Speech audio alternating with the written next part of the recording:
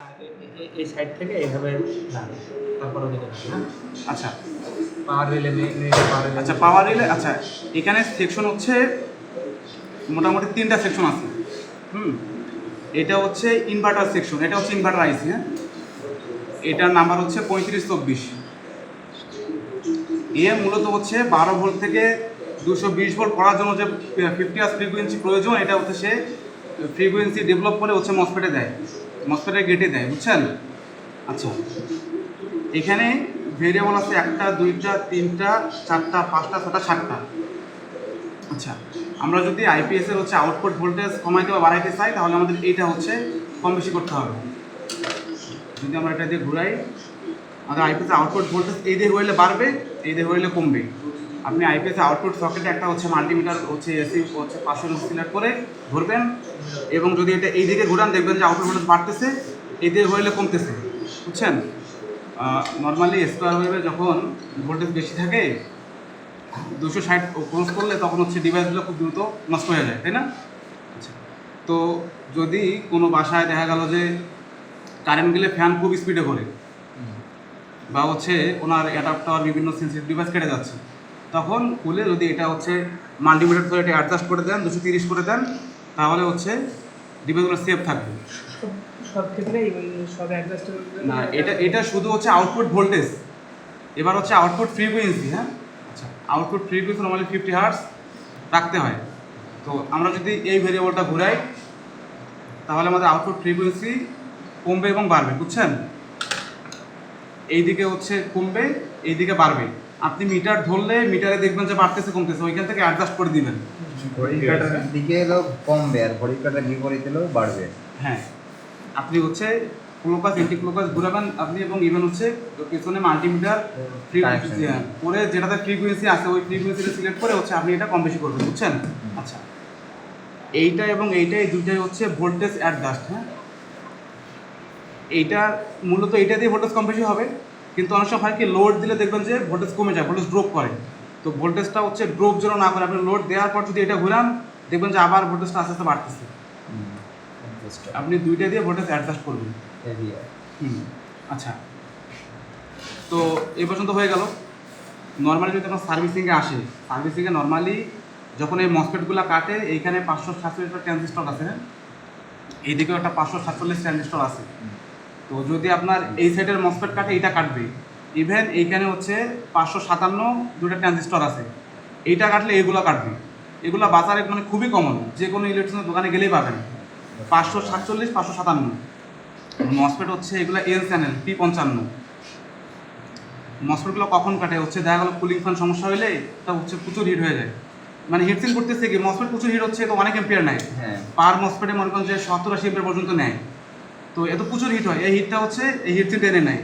এই হিটসিংকে আবার ঠান্ডা করার জন্য কুলিং ফ্যান ইউজ করা হয় এখানে একটা। তো যদি কোনো কারণে আপনার কুলিং ফ্যান নষ্ট হয়ে যায়, তখন তো এটা প্রচুর হিট হয়ে যাবে। এখানে তো কোনো টেম্পারেচার সেন্সরও নেই, কোনো প্রোটেকশনও নাই, এটা হচ্ছে অনেক হিট হয়ে বার্ন হয়ে যাবে। যখন মসফেট হচ্ছে পুড়ে শর্ট হয়ে যাবে, তখন এই ট্রানজিস্টরটা কেটে যাবে, এইটা কাটলে আবার এটা কাটবে, বুঝছেন? তো যদি মসফেট কাটে নর্মালি এইটা এইটা এইটা এবং এই দিকেরটা, এই চারটায় চেঞ্জ করে দিবেন। যদি শুধু একটা চেঞ্জ করেন আবার দেবেন, মসফেট কাটবে, বুঝছেন? এগুলোর দাম খুবই কম, 2-3 টাকা করে নেবে। আর মসফেট হচ্ছে আপনার P55 30 টাকা 25 টাকা নেবে, বুঝছেন? আচ্ছা এবার যদি চলে আসি, দেখবেন যে ক্লায়েন্ট বলতে পারে যে আমার আইপিএস শুধু যে এটা কিন্তু বাজার শুধু দেখবেন যে শুধু বিপ দিচ্ছে, ও মানে আইপিএস অন করলে কোনো শব্দ করে আসে। তখন করবেন কি, এটা হচ্ছে ওভারলোড আইসি। যদি আপনি এসিটা হচ্ছে তুলে ফেলেন, তাহলে হচ্ছে ওভারলোড আর কাজ করবে না, দেখবেন যে আপনার বিপ সাউন্ড একদম বন্ধ হয়ে গেছে। তখন হবে কি, তখন যদি আপনি এটা হচ্ছে ওভারলোডের ভেরিয়েবল, এটা দিয়ে আপনি হচ্ছে কত লোড চালাবেন এটা সিলেক্ট করবেন, রেঞ্জ সিলেক্ট করবেন। ধরেন এখন 500 ওয়াট লোড আছে সার্কিটে, যদি আপনি এটা কমায় দেন দেখবেন যে ওভারলোড ট্রিপ করতেছে। মানে যত আইপিএসটা আপনার যত ক্যাপাসিটি হবে তততে গিয়ে আপনি ওভারলোড কাট করবেন, এর থেকে বেশি দিলে এখানে ট্রিপ করবে, এই বিপটা বেজে উঠবে, এবং হচ্ছে একটু পরে আইপিএস বন্ধ হয়ে যাবে, শাটডাউন হয়ে যাবে, বুঝছেন? আচ্ছা তো আমি যদি এসিটা খুলে ফেলে, ওভারলোড কাজ করবে না। আমি যতই লোড দিই না কেন হচ্ছে ওভারলোড কাজ করবে না। শুধু ওভারলোড না, লো ব্যাটারির কাজ করবে না। তো যদি আমি হচ্ছে এটা খুলে ফেলি, মানে যদি সার্কিটে হালকা কোনো ফল্ট থাকে আর ট্রিপ করবে না, এই এসিটা ছাড়াও চলবে, ইনভার্টারও চলবে, এসি ইউন হবে। আমার এসি ইন মূলত হয় এই দুইটা আইসি আর হচ্ছে এটার মাধ্যমে, এটাকে বলা হয় মস। এটা মস এটা হচ্ছে একটা হচ্ছে 435, একটা হচ্ছে 3021, এটা হচ্ছে 3021 লেখা আছে এখানে, আর এটা হচ্ছে 435। তো যদি কখনো বিদ্যুৎ চমকায় বিজলি খায় তখন হচ্ছে আপনার এইটা এবং এইটা এবং এইটা, এটা হচ্ছে এসি সেকশন। তো এসি সেকশনে এইটা এইটা এবং এই সাইডটা হচ্ছে যদি আপনার কখনো বিদ্যুৎ চমকায়, দেখা গেলো হচ্ছে বজ্রপাত হয়েছে বা মানে বৃষ্টি মানে হচ্ছে কী বলে ঝড় হয়েছে আর কি, ঝড়ের কারণে উনি বলতেছে যে ক্লায়েন্ট বলতেছে যে আমার আইপিএসটা হচ্ছে চার্জ হচ্ছে না বা এসি ইন হচ্ছে না, তখন করবেন কি, এই তিনটা এসি কিন্তু সেম, তিনটার নাম্বার হচ্ছে LM324। তো এটা হচ্ছে ওভারলোড, এটা হচ্ছে চার্জিং, এটা হচ্ছে এসি ইন, এই সাইডটা হচ্ছে এসি সেকশন। তো যদি এসি ইন না হয় আপনি আগে করবেন কি, আইসিটার গায়ে হাত দেবেন, দেখবেন এটা হিট হচ্ছে কি না। যদি দেখেন যে হালকা হিট হচ্ছে বোঝা যাচ্ছে, ওটা খুলে ফেলবেন, খুলে এইখানকারটা খুলে যদি এখানে লাগিয়ে দেন আপনি এসি ইন হবে এবং ক্লায়েন্টের আইপিএসটা ইনস্ট্যান্ট আপনি রান করে দিতে পারবেন। যদি আপনার কাছে আইসি না থাকে, একটা করে আইসি 15 টাকা করে নেয়, আপনি হচ্ছে আইসি পরে কিনে এনে লাগাই দিতে পারবেন। নর্মাল তো আপনার কাছে আইসি নাই, এইটা খুলে এখানে লাগাই দেবেন, আপনার সাইড রান করবে। কিন্তু যদি দেখা গেলো এমন আইপিএস ভোঁ শব্দ করতেছে, এসি ইন করলেই হচ্ছে ইনপুট ফিউজ কেটে যাচ্ছে এবং আইপিএস ভোঁ শব্দ করতেছে, তখন করবেন কি, এই দুইটাও কাটতে পারে, এইটাও কাটতে পারে। যদি আপনার কাছে এসি না থাকে তাহলে হচ্ছে এটা কিনে এনে লাগাইতে হবে, কারণ এক্সট্রা এসি নাই। একটা হচ্ছে 435, এটা হচ্ছে 3021। এসি ভোল্টেজটা মূলত এর মাধ্যমে হচ্ছে সার্কিটে ইন হয়। তো এই দুটো হচ্ছে চার্জিংয়ের। আচ্ছা, আমি এই দিক থেকে একবার এদিকে চলে আসছি, এদিকেও একটু কাজ আছে। আপনি বলেন। আচ্ছা, তো এই দুটার মাধ্যমে চার্জিংটা হচ্ছে রেগুলেট হয়। এইখানে চার্জিংয়ের জন্য ট্রান্সফরমারটা টেবিং থাকে 160 ভোল্টের বা 170 ভোল্টের এমন, মানে যেটা হচ্ছে আউটপুট ভোল্টেজ ওটা থাকে 260 ভোল্টের, ওটা হচ্ছে ইনভার্টার, মানে ওটা দিয়ে হচ্ছে লোডে হচ্ছে ভোল্টেজ দেয় 260 ভোল্টের টেবিং থেকে। আর 160 ভোল্টের টেবিং থেকে মূলত চার্জিং হয় এবং ওই ভোল্টেজটা আবার হচ্ছে এই রেগুলেটরের মাধ্যমে রেগুলেট হয়ে হচ্ছে ট্রান্সফরমারে যায়। তো মূলত বজ্রপাতের কারণে, এবং এই সাইডগুলো সব থেকে সমস্যা হয় বজ্রপাতের। এর একটাই সমস্যা, বজ্রপাতে হয় কি চার্জিংয়ে এই দুটো সমস্যা করে এবং আইসিগুলো সমস্যা করে। এখন হচ্ছে যদি ব্যাটারি সেকশনে আসেন, এই দুটো হচ্ছে ব্যাটারির চার্জিং এম্পিয়ার অ্যাডজাস্ট ভেরিয়েবল। যদি আপনি হচ্ছে এইটা এই দিকে ঘুরান, আপনার ব্যাটারির হচ্ছে চার্জিং ভোল্টেজ যাবে, ভোল্টেজ বাড়া মানে হচ্ছে এম্পিয়ার বাড়া। ধরেন আপনাকে বলছে যে আপনি চার্জিং এম্পিয়ার বাড়াইতে, আপনাকে অবশ্যই ভোল্টেজ বাড়াইতে হবে। যদি আপনার প্রেশার না থাকে কারেন্ট বেশি ফ্লো হবে। কারেন্ট ফ্লো করার ফর্মুলা হচ্ছে ভোল্টেজ, যত বেশি ভোল্টেজ হবে তত বেশি কারেন্ট ফ্লো হবে। যদি আপনি এটা বাড়ান আপনার হচ্ছে ভোল্টেজ হবে এবং কারেন্ট হচ্ছে কী বলে ব্যাটারি বেশি এম্পিয়ারে চার্জ হবে। কিন্তু এটা আপনাকে অবশ্যই 14 ভোল্টের বেশি করা যাবে না, বেশি করলে ব্যাটারি নষ্ট, মানে ওভার চার্জে নষ্ট হয়ে যাবে। এই জন্য এটা হচ্ছে 14 ভোল্টে আপনাকে একটা হচ্ছে ভোল্ট মিটার ব্যাটারি কেবলে ধরে আপনার 13.5, এটাও সেফ জোন। কারণ এই বোর্ডে হচ্ছে অলওয়েজ একটা চার্জিং কী বলে ওয়েট চার্জ ধরে রাখে, মানে চার্জ একদম ডিসকানেক্ট করে না। ব্যাটারি ফুল হওয়ার পর 2-1 অ্যাম্পিয়ারে চার্জ হইতেই থাকে। এই জন্য যদি আপনি 13.5 সিলেক্ট করেন এটাই আনাপ। এবং এইটাও হচ্ছে এটার মাধ্যমে আপনি চার্জিং কম বেশি করতে পারবেন। ওইখানে একটা সিএস লেখা ওঠে, যেগুলো 7 সেগমেন্ট ডিসপ্লে লেখা। আর একটা আছে এলইডি ইন্ডিকেটর। তো আর যদি বলি এই দুটো হচ্ছে নর্মালি সুইচ, এই দুটো হচ্ছে সুইচ মানে আইপিএসের সুইচ। যদি একটা 12 ভোল্ট ব্যাটারি দেখানো যেত, এইখানে হচ্ছে যদি আমি নেগেটিভ দেই আর যদি আমি এইখানে পজিটিভ কানেকশন করি ব্যাটারি, এইখানে এই দুটো শর্ট করে দেবেন, রিলে ক্রস করে উঠবে, মানে রিলে সুইচ করে মানে আইপিএস অন হয়েছে, বুঝছেন? আচ্ছা, এই দুটো হচ্ছে ইউপিএস মোড, মানে যারা কম্পিউটার ইউজ করে যদি এটা শর্ট করে দেন কারেন্ট গেলে হচ্ছে সে ব্রেক দিবে না, যদিও এই বোর্ডে একটু ব্রেক দেয়।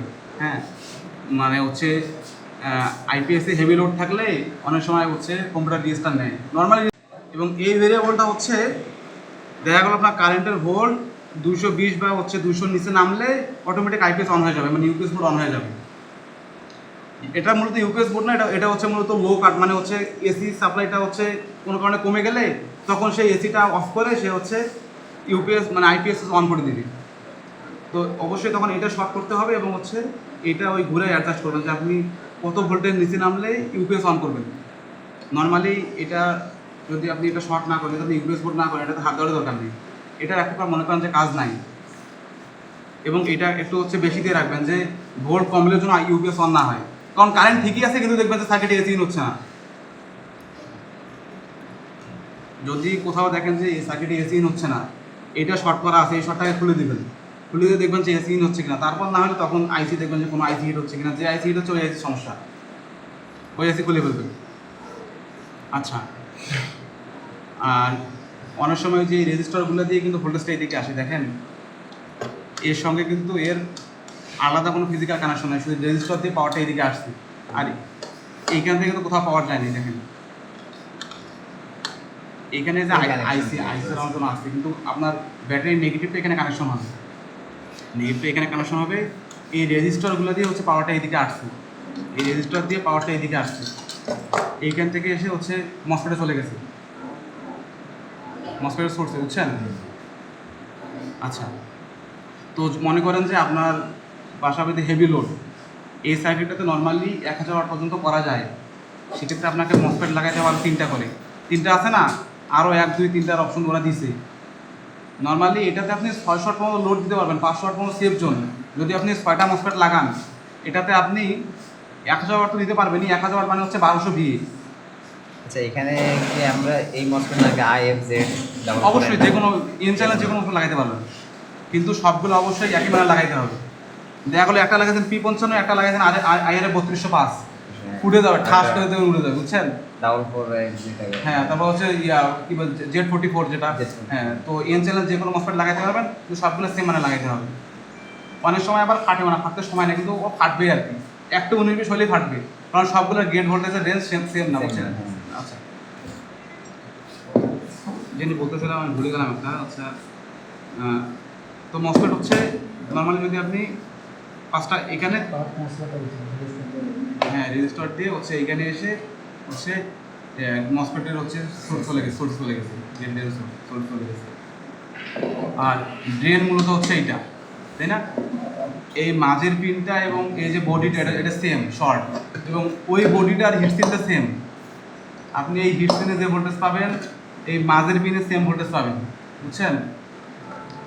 আচ্ছা, তাহলে এটা হচ্ছে ড্রেন, এই দুটোই হচ্ছে ড্রেন। ট্রান্সফরমার থেকে 2টা হচ্ছে ওর টেবিং এসে এখানে লাগবে, এটা হবে সেন্ট্রাল ট্রান্সফরমার 12-0-12। তো 0টা চলে যাবে পজিটিভে, হচ্ছে ব্যাটারি পজিটিভে।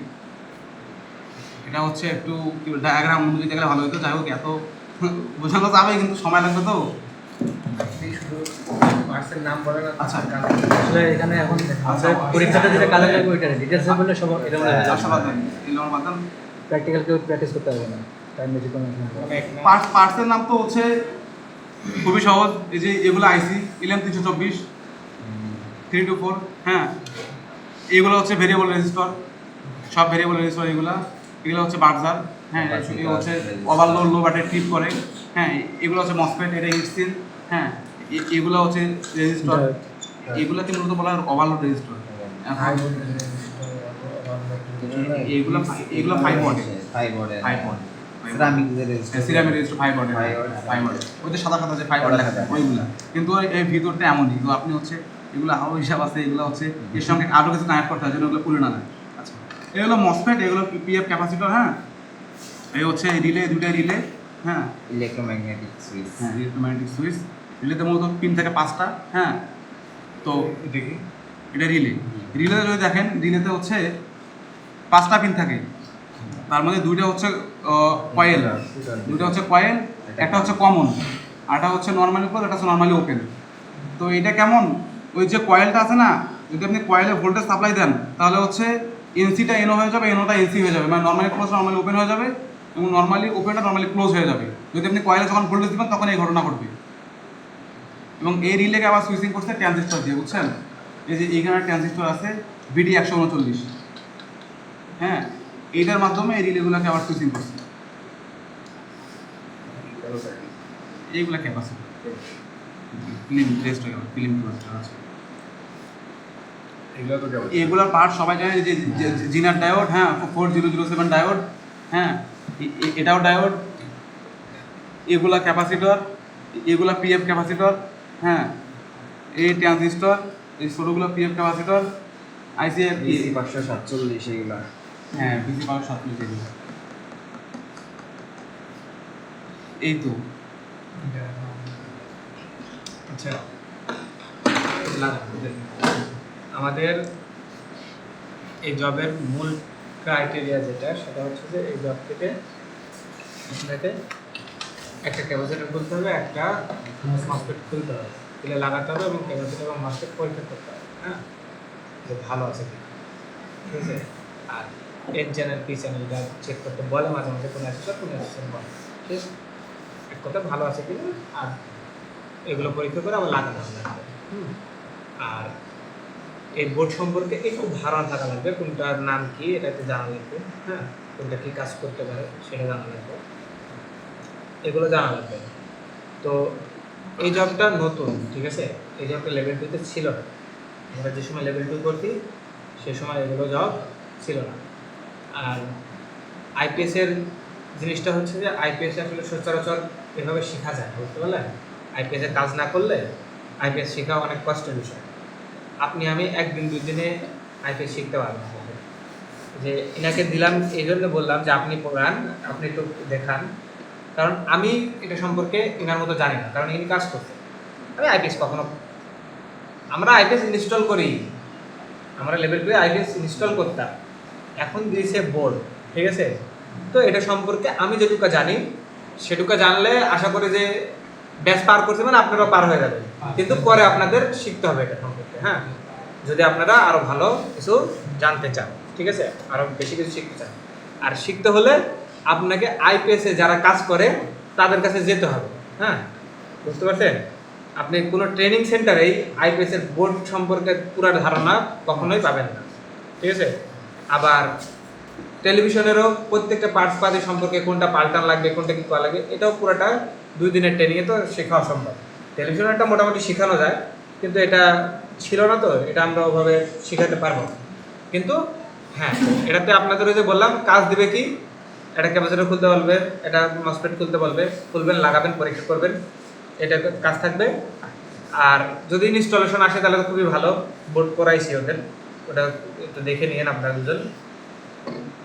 আর এগুলোর পার্টসপাতি সম্পর্কে একটু আমি আমি যেটুকু জানি সেটুকু আমি বলি, হ্যাঁ, সেটুকু আপনারা একটু জেনে নেন। এটুকু জানলে আশা করি যে আপনাদেরকে পরীক্ষায় পাস হয়ে যাবে। হ্যাঁ, আমরা একাদশে যাই, হ্যাঁ, কি রিলে, পাওয়ার রিলে। আচ্ছা, এটার নাম হচ্ছে ফিল্ম ক্যাপাসিটর। সেটা আমি বলি যেটা সেটা দেখো। এটা কি ফিল্ম ক্যাপাসিটর, এটা হচ্ছে মিনিয়েচার পাওয়ার রিলে, হ্যাঁ, ছোট পরিসরের যে রিলের সুইচিংয়ের কাজগুলো সে এটা করে, হ্যাঁ। আচ্ছা, এই যে এটা যে আইসিটা আছে, এটা কত দিনে লেখা আছে, 3524 মেবি, এলএম 3524 না এলএম না, এটা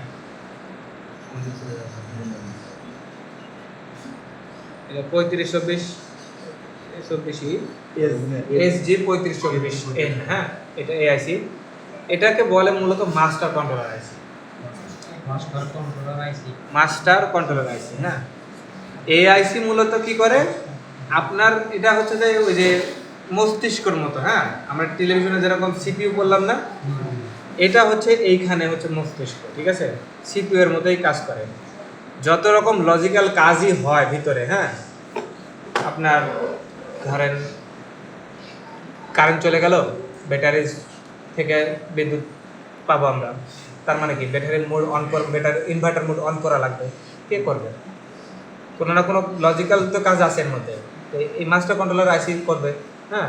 লজিক্যাল যত কাজ আছে মাস্টার কন্ট্রোলার আইসিতে যাবেই, ঠিক আছে। আবার আপনার হচ্ছে যে চার্জ হয়ে গেছে ফুল, হ্যাঁ, চার্জকে ডিসকানেক্ট করা লাগবে না, চার্জিং তো ডিসকানেক্ট করা লাগবে, সেটাও মাস্টার কন্ট্রোলার আইসিতে যাবে। অন্যান্য পার্টস করবে সেগুলো, হ্যাঁ, কিন্তু মাস্টার কন্ট্রোলার আইসিকে কী করবে, সে ইনফর্ম করবে। মাস্টার কন্ট্রোলার আইসি যতক্ষণ পর্যন্ত সেটাকে হচ্ছে আপনার ইয়ে না করতেছে ততক্ষণ আপনাকে ওটা শেষ করতে পারবে না, ওটা হবে না কাজ। মাস্টার এক কথায় সে মস্তিষ্ক, সে তার কাছে তথ্য না দেওয়া পর্যন্ত আপনি কোনো কাজই সম্পূর্ণ করতে পারবেন না, বুঝতে পারছেন। মাস্টার কন্ট্রোলার আইসি মূলত কী করে, পুরো সিস্টেমটাকেই নিয়ন্ত্রণ করে। এক কথায় বলতে গেলে পুরো সিস্টেমটাকে নিয়ন্ত্রণ করবে কে, মাস্টার কন্ট্রোলার আইসি। বুঝতে পারছেন? আচ্ছা, এই যে এখানে এলএম 300 কত জানি আছে, এটি 324। এই আইসি হচ্ছে যে এখানে 3টা আইসি আছে, হ্যাঁ, 3টা ভিন্ন ভিন্ন কাজ করে, 3টা ভিন্ন ভিন্ন কাজ করে। কোনোটা দেখা যাচ্ছে ব্যাটারিকে চার্জ করতেছে, কোনোটা ওভারলোডের জন্য কাজ করতেছে, হ্যাঁ, ঠিক আছে, কোনোটা চার্জিংকে ডিসকানেক্ট করার জন্য কাজ করে, হ্যাঁ, এগুলোই করে। এখন আমাদের তো প্রত্যেকটা স্পেসিফিকেশন কাজ আমাদের বলতে হবে না, বুঝতে পারছেন? এলএম 300 যেহেতু জিজ্ঞেস করে এটা কী কাজ করে, তখন আপনি সরাসরি একবারে উত্তর দিয়ে দেবেন যেগুলো আছে, বুঝতে পারছেন? যেমন সে কী করে, ওভারলোড হলে সেটাকে কী করে না ট্রিপ করে, হ্যাঁ, তারপরে কী করে চার্জিং ডিসচার্জ, চার্জিং করে ডিসচার্জিং করে, হ্যাঁ, আরেকটা কী জানি করে যারা এসি এটা এটা যেটা আছে এটা হচ্ছে এসিকে ইন করে, এসি ইন করার পরে তো চার্জ হয়, ঠিক আছে, এসি ইন না করলে তো চার্জ হবে না, ব্যাটারি চার্জ হবে। এগুলো কাজ করে কি এলএম 324, ঠিক আছে, আইসি। এই হচ্ছে যে এলএম 324 আইসির কাজ। আচ্ছা, এখানে যেগুলো আছে সব ভেরিয়েবল রেজিস্টার, এগুলো ভেরিয়েবল রেজিস্টার, হ্যাঁ, এগুলো যদি মান বাড়ানো কমানো করা যায় বলবো, বিভিন্নর জন্য বিভিন্নটা ব্যবহার করা হয়, হ্যাঁ, কোনটা মান ফিক্সড করার জন্য এগুলো হচ্ছে ঘুরিয়ে ঘুরিয়ে মান ফিক্সড করে করে একটা নির্দিষ্ট মানে রেখে সেগুলোর পার্ট অনুযায়ী কাজ করে, হ্যাঁ, যদিও আমাদের ফিক্সড করাই থাকে যখন আমরা কিনি, তারপরেও কোনো কিছু নষ্ট হলে তখন হচ্ছে যে এগুলো ঘুরিয়ে আবার ফিক্সড করা লাগে। আচ্ছা, এখানে মাইক্রো কন্ট্রোলার বেশ কোনো আইসি নেই, নর্মাল কিছু হচ্ছে আইপিএসগুলোতে একটা মাইক্রো কন্ট্রোলার থাকে, চিপস এগুলোর মধ্যে তো সফটওয়্যার দিতে হয়, এবং ওইটা মূলত একদম মাস্টার আইসি, ওইটা দিয়ে পুরো সার্কিট সে হচ্ছে নিয়ন্ত্রণ করে। কিন্তু এটাতে কিন্তু কোনো প্রোগ্রাম নেই, এটা নর্মালি লজিক্যাল আইসি, এ হচ্ছে ইনভার্টার সেকশনে পুরোটা সে দেখাশোনা করে, ওই যে লজিক্যাল কাজগুলো সম্পূর্ণ করে, ঠিক আছে, লজিক্যাল যে কাজগুলো আছে সবই কিন্তু হ্যাঁ। আচ্ছা, রিলের কাজ কি? সুইচিং করা। এসি কম ভোল্টেজ নিয়ে আছে না না না না, এখানে দুইটা মিলে হচ্ছে যে রিলে ব্যবহার করা আছে, হ্যাঁ, একটা রিলে করতেছে কি পাওয়ার রিলে, যেটা সেটা হচ্ছে যে এসি কে ইন করে, ঠিক আছে, এবং বিদ্যুৎ চলে গেলে মানে এসি কে ইন করে, এসি ইন থাকা অবস্থায় লোড যেটা চলে সেগুলোকে এসি দিয়ে চলতে দেয়, হ্যাঁ, আর যখন বিদ্যুৎ চলে যায় তখন ব্যাটারি মোড মানে ইনভার্টার মোড চালু করে, সাথে সাথে ইনভার্টার মোড সে চালু করে দেয়, তখন সে কী করে ব্যাটারি থেকে লোড পরিচালনা করে, ঠিক আছে, এই কাজটা করে পাওয়ার রিলে, ঠিক আছে, মানে যেটা মেইন রিলে মানে বড়টা, সেই মেইন আউটপুট কিন্তু একটাই একটা তার যে আউটপুট হচ্ছে, কিন্তু যখন কারেন্ট থাকবে তখন কারেন্ট আউটপুট হবে, যখন কারেন্ট চলে যাবে ওইটার দিয়ে আবার হচ্ছে আইপিএস আউটপুট হবে, মানে ইনভার্টার মোডটা অন হয়ে যাবে, বুঝতে পারছি? এবং এই হচ্ছে সুইচিংটা ভিতরে এখানে হবে, এই রিলের ভিতরে হবে তিনটে আউট হবে একটা। আর মিনিয়েচার যে পাওয়ার রিলেটা আছে এগুলো এখন আমরা জানি এলএম 315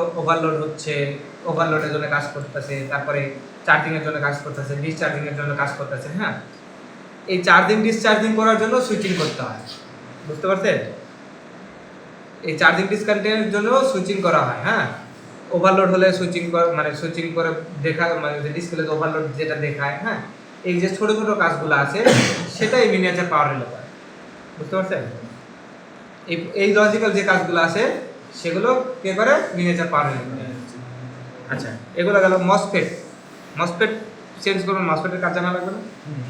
আচ্ছা, মসফেট মূলত ব্যবহার করা হচ্ছে যখন ব্যাটারি থাকে, এই যে ব্যাটারি এখানে বললো তুমি যে ব্যাটারি নেগেটিভ পজিটিভ লাগাতে হবে বললো না, তো যখন ইনভার্টার মোড চালু হয়, হ্যাঁ, এমনিতে তো এটার কাজ কি সুইচিং করা, সেকেন্ডে কয়েক হাজারবার সুইচিং করে সে, এই জন্য প্রচুর পরিমাণে হিটসিং ব্যবহার করতে, এটা সুইচিং করে কি করে আইপিএস এর ক্ষেত্রে মসফেট সুইচিং করে আপনার যে ডিসি ভোল্টেজটা আছে, হ্যাঁ, এটাকে এসিতে রূপান্তর করে, বুঝতে পারছেন?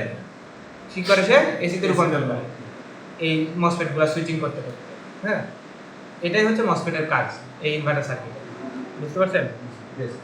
এসিতে রূপান্তর মানে আমাদের ট্রান্সফরমার তো ডিসিতে কাজ করে না, কিন্তু আমাদের ব্যাটারি তো ডিসি, এই ব্যাটারি ডিসিটাকে সে 50 হার্টজের এসিতে রূপান্তর করে ট্রান্সফরমারে দেয়, ট্রান্সফরমার আবার এই 12 ভোল্টটাকে স্টেপ আপ করে 260 করে আমার লোডে দেয়, বুঝতে পারছেন? ট্রান্সফরমার বলতে হ্যাঁ, আচ্ছা, এখানে গেল এগুলোই মূলত এগুলোর কাজ, এটুকু জানলে মোটামুটি আমাদের আর বেশি কিছু জানা লাগবে না। কিন্তু হ্যাঁ, এই যে এগুলোর নামগুলো জিজ্ঞেস করতে পারে, এই যে ছোট ছোট চকচকে যে কালার আছে, এগুলো হচ্ছে জিনার ডায়োড। জিনার ডায়োডের কাজ কি? ভোল্টেজকে স্টেবিলাইজেশন করা, ঠিক আছে?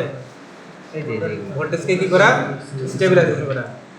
এগুলো যেগুলো আছে গায়ে দেখেন কালার করা আছে, কালার কোড দেওয়া আছে, এগুলো সব রেজিস্টার। কি রেজিস্টার? এই যে এগুলো হচ্ছে যে কি ট্রানজিস্টর, ঠিক আছে? এগুলো হচ্ছে যে ইলেকট্রোলাইট ক্যাপাসিটর। হ্যাঁ, ইলেকট্রোলাইট ক্যাপাসিটর। এই যে এই ক্যাপাসিটর নাম কিন্তু ফিল্ম ক্যাপাসিটর, ঠিক আছে? এগুলো হচ্ছে সিরামিক ক্যাপাসিটর। এই যে এগুলো, ঠিক আছে? এগুলো কি সিরামিক ক্যাপাসিটর। হ্যাঁ, আচ্ছা, এই যে এগুলো রেজিস্টারই। হ্যাঁ, এগুলো হাই ভোল্টেজ রেজিস্টর বলে, বুঝতে পারছেন?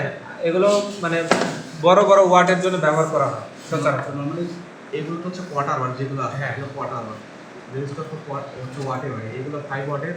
কিন্তু যেগুলো বাজারে পাওয়া যায় ওগুলো তো সাদা, ওই যেটা বললাম সিরামিক এটাও 5 ওয়াটের, কিন্তু ওটা হচ্ছে শুধু ভিতরের অংশটা দেওয়া হবে, বাইরেটা হচ্ছে এটা মনে হয় করে দেয়, ইনস্টলেশন করে দেওয়া।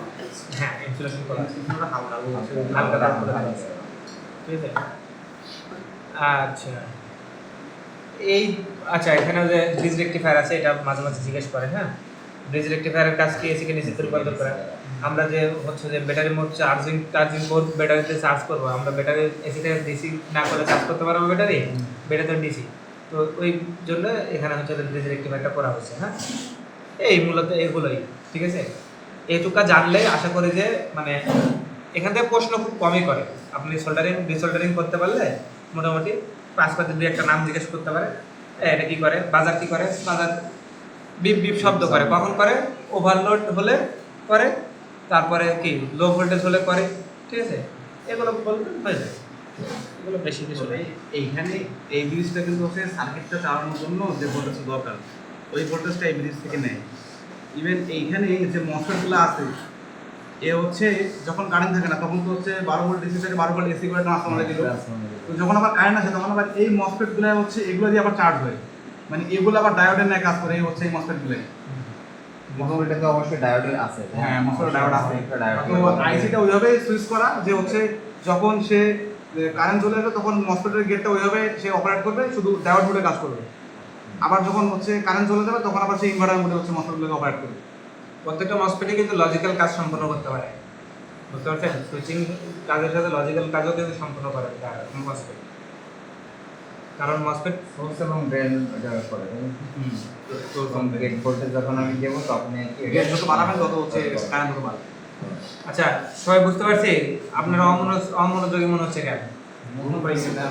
হ্যাঁ, ঢোকলা হবে? এটা যখন মাথায় ঢোকে না, এর মাথায় ঢুকছে বেশি হয়ে গেছে। বেশি হয়ে গেছে? বেশি হয়ে যে আমাদের আর মাথা ক্যাচ করতেছে না। ওভারলোড হয়ে যায়। আমি বলি শুনেন, আপনাদের ব্যাচে অনেক কিছু শিখতে পারলেন, কারণ জিনিস ছিল না, আমি তো অল্প শিখছি, কারণ আমি নিজে স্বীকার করতেছি, কারণ আমি